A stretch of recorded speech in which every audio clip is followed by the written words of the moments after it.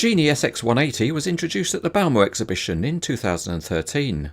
It was the world's tallest self-propelled boom lift with a platform height of 180 feet or nearly 55 metres. This model comes in a big box because it's 1:32 scale, which is a scale fairly common for access platform models. The box is nice, but there's no information about the real machine, which is a pity, and inside there are the usual pair of expanded polystyrene trays, which are factory sealed. So we get ourselves a knife, and that allows us to slice and dice. And inside we see, unsurprisingly, that the box is big because the model is big. There's various bits of packaging to remove, and after that we can lift out the model, and there's no assembly to do because this model is complete out of the box.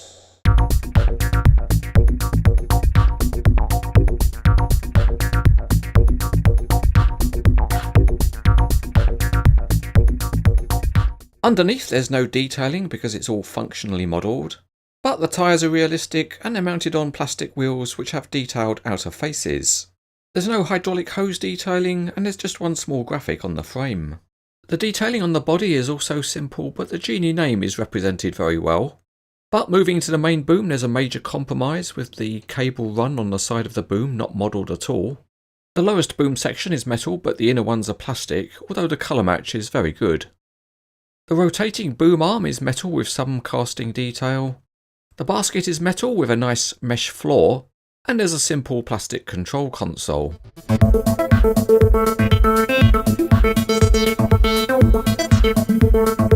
Let's move out onto the test track and see how the big Genie boom rolls along. This is a heavy model and it rolls very smoothly. If we take a look underneath, then each of the wheels spins independently. The model is currently shown in transport configuration, so the wheels are closed up to keep the width down. But of course, for a big platform like this, you need a stable base. And just like the real machine, the wheels on the model can be separated out to produce a nice wide stable base. As you can see, the wheels now point all over the place, but each wheel has its own independent steering. It is all quite stiff on the review model, but at least the wheels are not flapping about. With each of the wheels having its own steering, all of the modes of the real SX-180 can be replicated. So it can steer normally, or you can set it to have crab steering. Or if you find yourself caught in a tight space, then you can go for the maximum manoeuvrability. One thing the Cranes etc. team like to do is to get high and stick their boom up. The basket rotates out on the rotating boom, and then we can pull up the boom on the fairly stiff ram. Rotation of the body is quite smooth and works quite well, and there are some tightly modelled clearances between the body and the top of the tyres. With the main boom stuck right up, we can see a little bit more of the flexibility of the rotating boom, so it's possible for the basket to get itself into any number of positions. So in this aspect, it's possible to replicate the real machine properly. The next thing to test out is the telescoping of the boom. The inner sections are all plastic, but they slide out easily enough.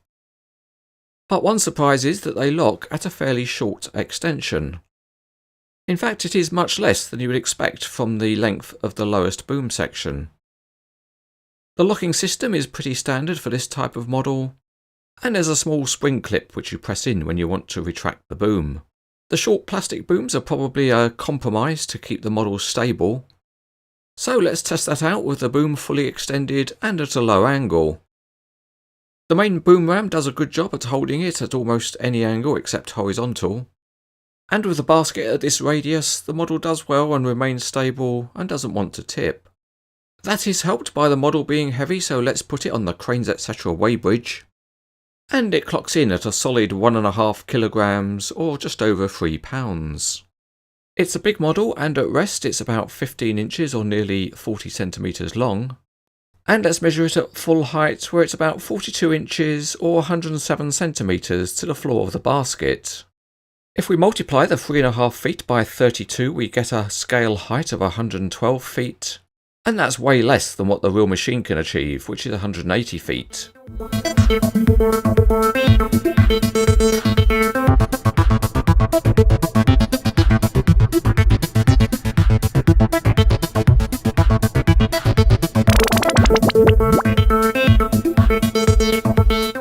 This is a big and robust model by NZG, but it is heavily compromised. The detail level is not particularly high, and it is surprising that the model cannot replicate the scale height of the real machine, particularly as that is its main selling point. So it's a nice enough model if you can accept the compromises.